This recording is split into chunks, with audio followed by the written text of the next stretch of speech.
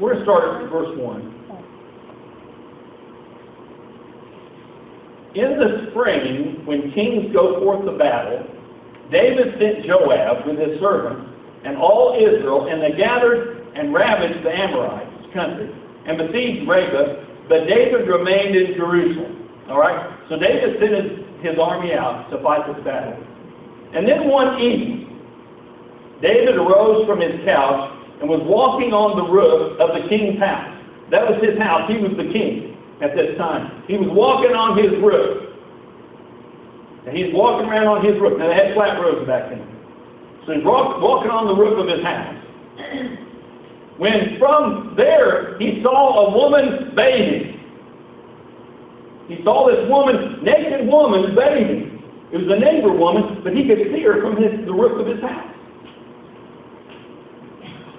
Now, you know what he should have done right there? He should have quit looking. He should have went back down in the house. Go off the roof.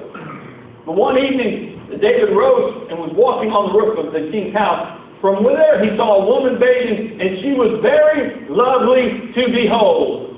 In other words, she looked really good to him. And she was naked. And he kept looking. So David sent and inquired about the woman. And one said, "Is not this Bathsheba, the daughter of Eliam, the wife of Uriah the Hittite?" In other words, this woman, her name is Bathsheba, and she's this guy's daughter, and she's the wife of this other guy, and he was one of the king's soldiers. And David sent messengers to take her, and she came in to him, and he laid with her. In other words, he had sex with her. For she was purified from her uncleanness, and then she returned to her house. And the woman became pregnant. In other words, he got her pregnant.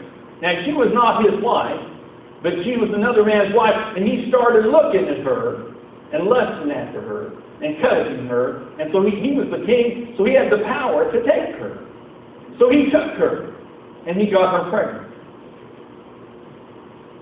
And the woman became pregnant and sent and told David, "I'm with child."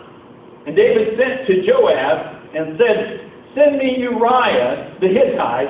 So Joab sent him Uriah. And when Uriah had come to him, David asked him how Joab was, and the people fared, and how the people fared, and how the war progressed. And David said to Uriah, "Go down to your house and wash your feet." And Uriah went out of the king's house, and there followed him a mess of food as a gift from the king.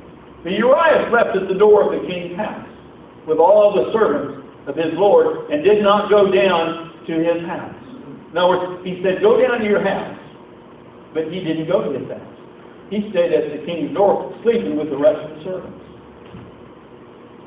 And when they told David Uriah did not go down to his house, David said unto Uriah, "Have you not come from a far journey? Why did you not go down to your house?" And Uriah said to David, "The ark and Israel of Judah live in the tent." He said, "The ark and these other servants, they live in tents. And my lord Joab and the servants of my lord are camping in the open field." He said, "They're out there camping." He said, "Shall I then go to my house to eat and drink and lie with my wife? And as you live, and as my soul lives, I will not do this thing." In other words, he said, the other soldiers are having it rough. There's no way I'm going to my house and eat and drink and have sex with my wife, because they're out there in there, and I'm not gonna do that, because I'm just gonna sit outside your gate.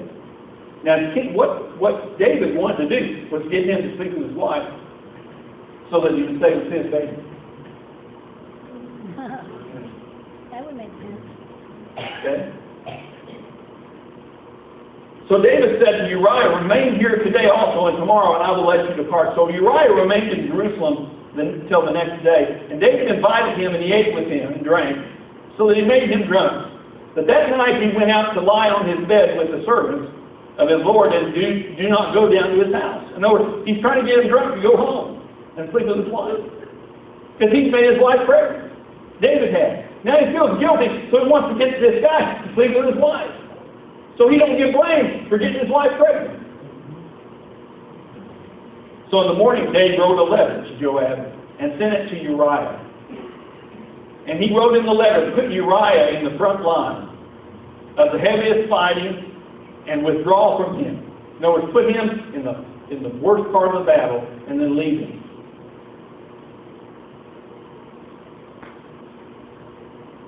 That he may be struck down and die. So when Joab besieged the city, he assigned Uriah opposite where he knew the enemy's most valiant men were, and the men of the city came out and fought with Joab, and some of the servants of David fell. Uriah the Hittite died also. In other words, because he couldn't get him to go sleep with his own wife, he had him killed. He had him murdered. That's murder. He had him murdered. First he had his wife, then he had him murdered. Then Joab sent and told David all the things concerning the war. And he charged the messenger, when you have finished reporting matters of the war to the king, then if the king's anger rises and he says to you, why did you go so near to the city to fight? Did you not know that they would shoot from the wall? Who killed Abimelech? Did not a woman cast an upper millstone upon him from the wall so that he died? Why did you go near to the wall? Then say, your servant Uriah the Hittite is dead also. So the messenger went and told David all that Joab had sent him. And the messenger said to David, surely the men prevailed against us and came out to us in the field, but we were upon them even to the entrance of the gates. Then the archers shot at your servants from the wall, and some of the king's servants are dead.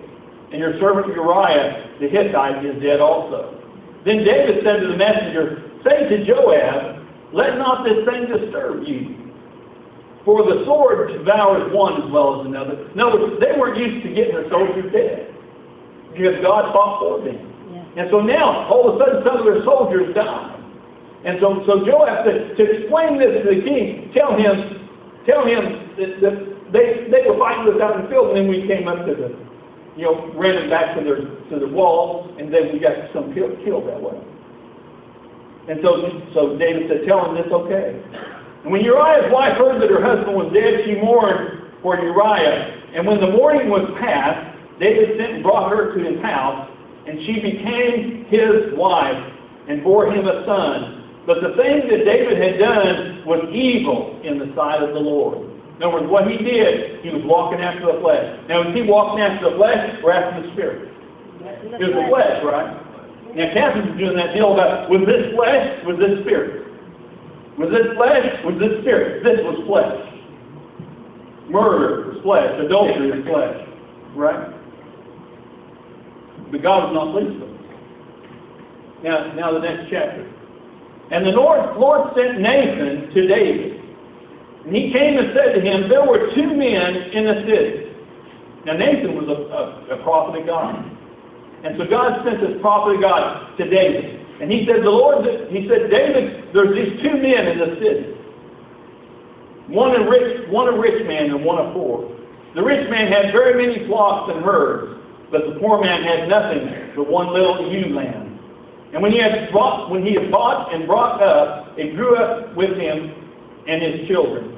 And it ate of his own morsel, drank of his own cup, lay in his own bosom, and was like a daughter to him.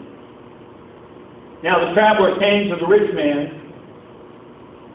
and to avoid taking one of his own flock or herd to prepare for the wayfaring man who had come to him, he took the poor man's lamb. Now, the prophet's telling this to the king. He said, there's this guy in your kingdom, and he was rich, and he had all these things, but there was this poor guy in your kingdom, and he had very little. In fact, he just had a lamb that he cherished. But the rich man didn't want to get one of his, so he got this other guy, this poor man. And he took the poor man's lamb and prepared it for his guest. Then David's anger was greatly kindled. In other words, David got angry about this, that some rich man would do this in his kingdom. He was furious. He was ready to kill the guy.